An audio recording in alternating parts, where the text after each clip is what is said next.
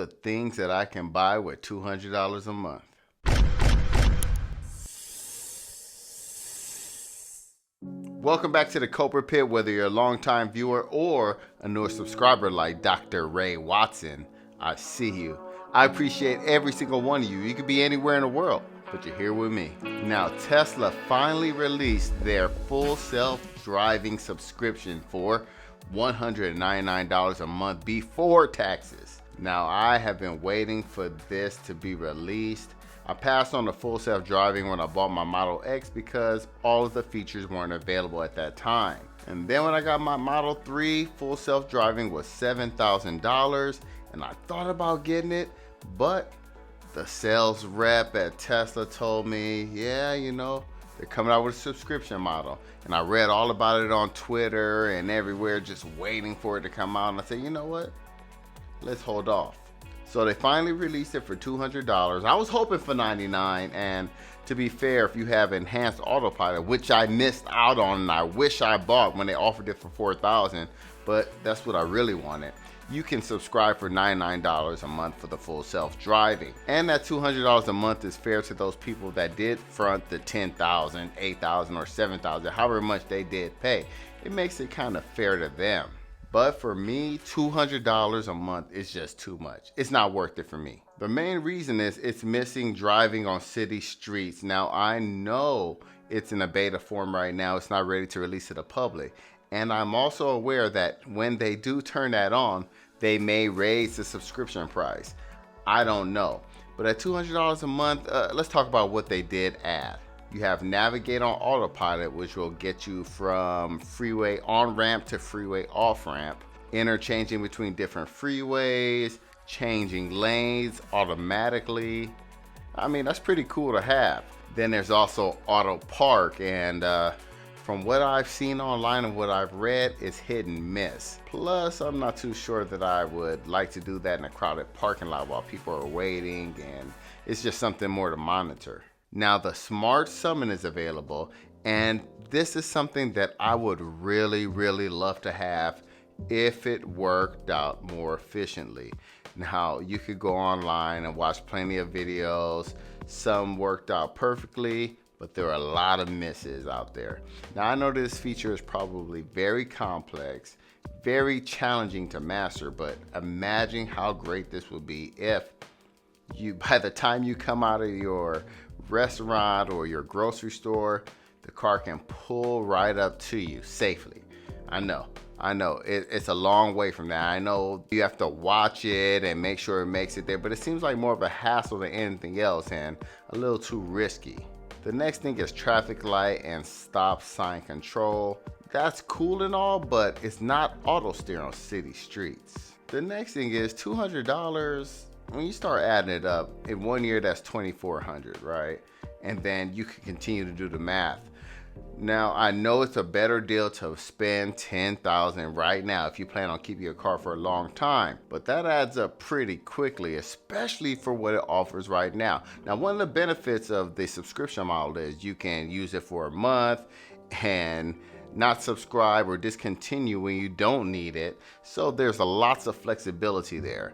But I'm trying to decide when will I want to use it for this month, but not that month. The only thing I could think of was maybe for a longer trip, and we have one planned coming up. Here's what I thought about. I'm going about 500 miles. It would be great to have it not only for that long drive, but also within that city. Now, on a long drive like that, I won't be doing too many lane changes, and I won't be changing between too many different freeways or highways. So I thought about it and said, you know what? Regular autopilot is more than sufficient for what I need. But what about in that city? Oh, you know, it may be a city that you're not too familiar with, and navigating on, oh, wait a minute. It will not auto steer in that city yet. So it was still kind of like, you know what? I think I can do perfectly fine with the included autopilot on a long drive. Now, I've had the standard autopilot since I've had the car, and you know what? I've gotten pretty good at it. Changing lanes is pretty easy. It's not very difficult at all. A couple of steps. Yeah, it would be nice to have the auto lane change, but you know what? I've gotten pretty good at it. I made a whole video dedicated to the standard autopilot. If you want to watch it, the video's right there. The next thing is I have 2 Teslas, so which one do I put it on? Cause I sure ain't putting it on both of them. $400 a month? Please. Then I have to decide, do I put it on one vehicle this month, on the other vehicle the next month? Will my wife use it when it's on the vehicle that she's driving at that time? Is it a waste of money? So many questions. So you know what? I can't do it. The next one is kind of like, one of those lame cliches, but I really do like driving.